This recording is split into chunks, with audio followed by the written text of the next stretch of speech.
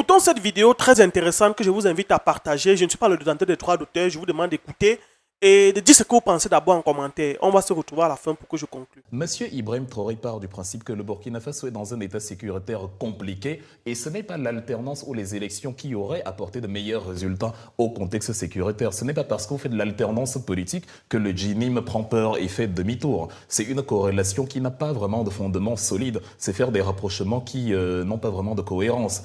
On peut être un dirigeant arrivé par voie militaire au pouvoir et bien gouverner. Vous dites que ce n'est pas la démocratie qui pose problème, ce sont les hommes. De la même manière, je dis, ce n'est pas le coup d'État qui pose problème, c'est la manière de gouverner de celui qui mène le coup d'État.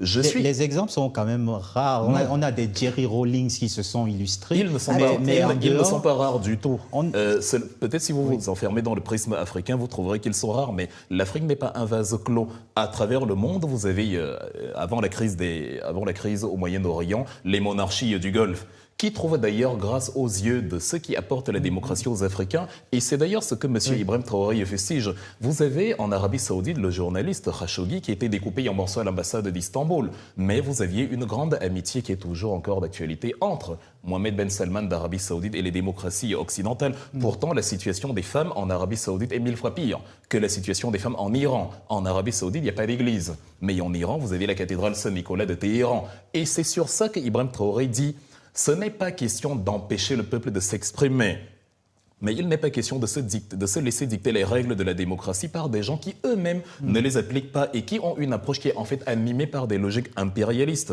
Vous avez dit que ce ne sont pas les Occidentaux, les Nations Unies qui ont réglé le cas Kadhafi. Bien sûr que oui. N'eût été Nicolas Sarkozy, Bernard-Henri Lévy, il n'y aurait pas d'intervention en Libye. Et d'ailleurs, ce ne sont pas les Nations Unies qui décident d'intervenir en Libye. Il y a un Conseil de sécurité des Nations Unies dans lequel aucun pays africain ne fait partie et qui ont droit de veto. S'il y avait un pays africain à l'intérieur, il aurait suffi qu'ils disent non. Une seule voix suffit, un seul veto suffit et il n'y a pas d'intervention. Donc Ibrahim Traoré est conscient de la réalité qui n'est pas tout à fait... Mais Wilfried, juste une question. Moi, en fait, ce que peut-être les détracteurs d'Ibrahim Traoré craignent avec ce genre de déclaration, c'est que ce soit une tentative de pérenniser son propre pouvoir et qu'il y ait une instrumentalisation de la lutte contre un impérialisme occidental. Vous savez, même en tant que Camerounais, si Paul Biya avait permis, parce que le Cameroun a la même potentialité, si Paul Biya avait permis au Cameroun d'atteindre les niveaux économiques de Singapour, ça ne m'aurait pas posé problème. Les Africains sont fanatisés par le concept de démocratie. Ils veulent l'alternance pour l'alternance et non l'alternance pour les résultats. Je n'ai aucun problème avec un dirigeant qui fait 1000 ans au pouvoir si les résultats sont là. Donnez de l'eau, un emploi, la sécurité, l'électricité à vos concitoyens et ils ne chercheront pas à savoir combien de temps vous passez au pouvoir. Même en Allemagne, il n'y avait pas de limitation de mandat, ce qui a permis à Mme Merkel de faire plus d'une décennie au pouvoir et l'Allemagne était première puissance économique. Elle aurait pu continuer si elle l'avait voulu, que les Allemands n'y auraient pas trouvé un problème. Quand je compare mon pays, où Paul Biya dit qu'il pratique l'alternance avec le Burkina Faso, je constate qu'il y a un excédent commercial au 4e trimestre de 2025 de 1,6 milliard de dollars pour le Burkina, 928 milliards de francs CFA. Pendant que le Cameroun et son alternance sur la même période a un déficit qui avoisine les 2200 milliards, selon l'Institut national de la statistique. Donc mon problème, et le problème d'Ibrahim Traoré, le focus, il est à ce niveau. Il est en train de dire, nous sommes dans un contexte précis, nous sommes dans une situation compliquée, et évidemment, ceux qui veulent se débarrasser de nous participent à financer, c'est un fait, le terrorisme sur notre territoire pour dire que c'est nous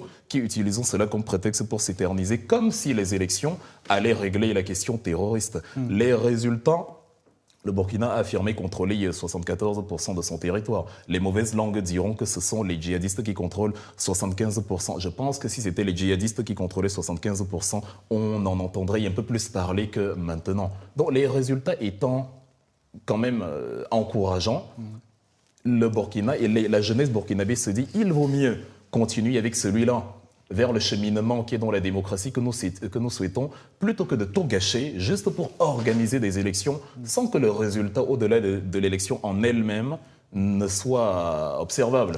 Wilfried. C'est exactement ce que vous êtes en train de faire, Madame Kanté. Fabrice vous a repris tout à l'heure sur le fait que dans le rapport, on parlait des morts causées conjointement par l'intervention... Mais c'est parce qu'on n'a pas pu faire reculer le GNIM, s'il vous plaît. Et également, cette manière de museler l'expression du contradicteur relève de ce que vous-même vous critiquez. D'accord, je l'assume. C'est bien de parler de propagande. Je l'assume. C'est bien de parler de propagande, mais encore faut-il manifester le comportement contraire. J'assume que nous n'allons pas nous en sortir dans une émission, justement, si la configuration est comme ça, et vous allez pécher par un déficit de crédibilité si vous n'incarnez pas. Non, pas du tout, pas du tout. C'est ce que vous pensez, il n'y a aucun texte qui dit que couper son interlocuteur a été un péché ou conduit en prison. Non, pas du tout. Vous avancez sans me tenir compte de moi, s'il vous plaît. Quand l'exception devient la règle, je tiens compte de vous parce que je n'arrive pas à pousser dans mon analyse. Quand l'exception devient la règle, évidemment, ça viole les lois d'un plateau de débat sérieux. Oui, il faut que nous, justement, confrontions les arguments mutuels des uns et des autres. Vous posez un problème important, les dérives d'un pouvoir politique. Mais vous posez une mauvaise solution à un problème réel. Le musellement de l'expression, les arrestations arbitraires, les tortures et voire même les assassinats ne sont pas le fait des juntes militaires. On n'a pas une junte militaire au Cameroun. Il n'y en a pas au Sénégal, mais on a quand même vu une cinquantaine de personnes qui ont perdu la vie dans des élections parce que Macky Sall voulait y aller au-delà du moratoire de 6 mois qui était, au-delà du délai prévu par la Constitution début avril, et il voulait s'accorder un moratoire de 6 mois. Il n'y a pas une junte militaire en Côte d'Ivoire qui est une démocratie qui a réussi quand même l'exploit d'avoir piétiné la Constitution à plusieurs reprises. Il est au 2e mandat de trop, Alassane Ouattara. Bon, poser un diagnostic comme celui-là, c'est-à-dire sous Blaise Compaoré, ça allait très bien. La preuve, il a assassiné son ami Thomas Sankara, que sous les démocraties des hommes qui portent un costume, tout va bien dans le meilleur des mondes, ce n'est pas la réalité. Je suis contre toute dérive autoritaire, mais je suis contre justement l'assainissement du contexte politique dans un débat, mais pas dans le démantèlement de toute la structure à cause d'une dérive qui peut être réglée autrement. Qu'est-ce que les États de l'Est ont réalisé ? Ils nous ont conduit, nous, les pays d'Afrique centrale, par exemple, à nous intéresser à la politique en Afrique de l'Ouest et à désirer réellement cette symbiose africaine dans une logique de panafricanisme, comme l'ont voulu Kwame Nkrumah, Thomas Sankara. Est-ce que c'est suffisant si les voix sont silencieuses dans ces pays? Non, les voix ne sont pas silencieuses. Le problème, c'est que... Les opposants ne peuvent pas s'exprimer librement, les partis politiques ont été interdits. Le problème, c'est que ceux qui parlent de propagande font eux-mêmes de la propagande. Regardez le contexte au Moyen-Orient. Quand vous regardez à la télévision française les débats sur l'intervention américaine et en Israël, on vous dit la propagande de la télévision d'État iranienne affirme que. Ayant fini par oublier que l'intervention en elle-même piétine toutes les conventions onusiennes et que Israël et les États-Unis se comportent en État voyou en Iran en menant une opération qu'ils n'avaient pas le droit de mener, quel que soit le contexte.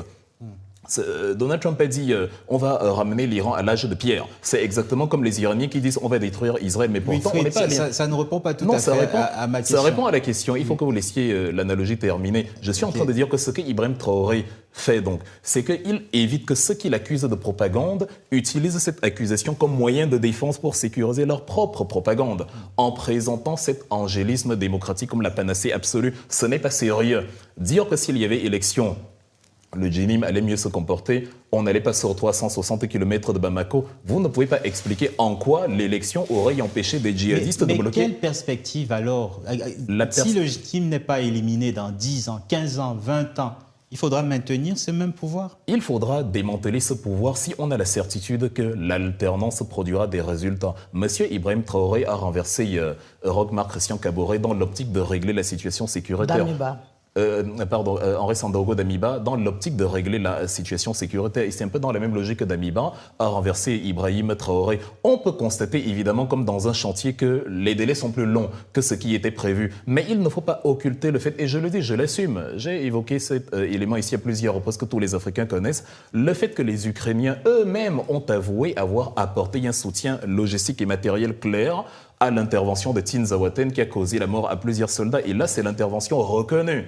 Ça veut dire qu'il y a des interventions non reconnues qui renforcent dans le pouvoir des djihadistes sur le territoire et qui nourrissent le narratif selon lequel, regardez, ils n'arrivent pas à juguler la crise. C'est normal, quand l'ennemi est renforcé et soutenu, évidemment que j'ai plus de difficultés que celui qui était là avant moi. Et peut-être que lui, il avait la vie facile parce qu'il se dressait moins contre les intérêts impérialistes. Pour finir, de la même manière que le Qatar, l'Arabie Saoudite, qui ne sont pas du tout des démocraties, n'inquiètent pas beaucoup les Américains sur le sort de la femme et les droits de l'homme que l'Iran, qui est dans une logique plus progressiste que cela. Il se passe exactement la même chose dans nos États en Afrique. Je ne suis pas dans l'angélisme des coups d'État militaires ou dans la diabolisation de l'alternance politique, mais je dis chaque élément doit être analysé de manière pragmatique, contextuelle, et non, une fois encore, sur le principe.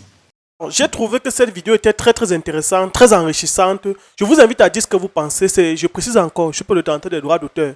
Si cette vidéo vous a plu, abonnez-vous d'abord. Ensuite, dites ce que vous pensez en commentaire. Laissez vos commentaires, je vais lire, je vais vous répondre. Et on se voit à très bientôt. Ciao, ciao.